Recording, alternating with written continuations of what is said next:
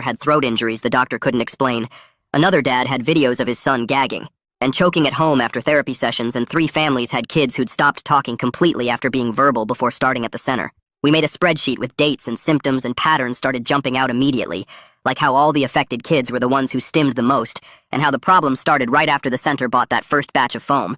I called Gabriella at the insurance company first thing Monday morning and told her about the 12 families and Gideon's investigation, and she put me on hold for almost 40 minutes before coming back to say they'd approved another week of coverage since there was now an official case number from the AG's office. The insurance company's special investigations unit was getting involved too, because this was looking like massive fraud on top of everything else, and Gabriella said they'd be sending their own investigators to review all the medical claims from families at the center.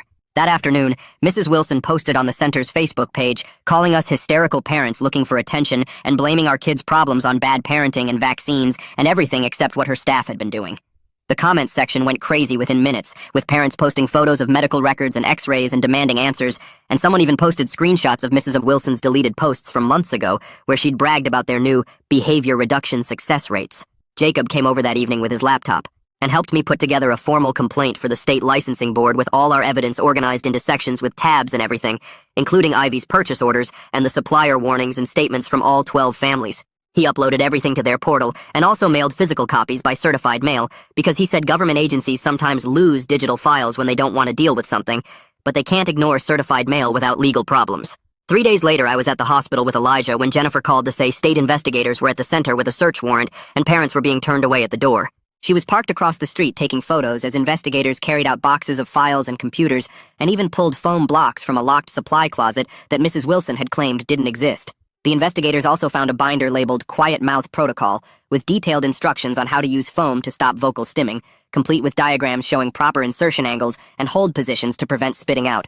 Jennifer sent me photos of everything as investigators loaded it into evidence vans, and I forwarded them straight to Gabriella and Gideon and anyone else who might help keep my son alive. That same afternoon, Gideon called to say Miss Lexi's lawyer had reached out offering full cooperation in exchange for immunity from prosecution, saying she had emails and text messages proving Mrs. Wilson forced the therapists to use the foam protocol or lose their jobs. Gideon said he couldn't make deals without the prosecutor's approval, but he was very interested in what Miss Lexi had to share, especially since 2 other therapists had already quit the center and might be willing to testify too. The next morning, the center's board of directors held an emergency meeting that lasted 6 hours before voting to suspend all operations immediately, sending out an email blast to parents saying services were discontinued effective immediately due to ongoing investigations.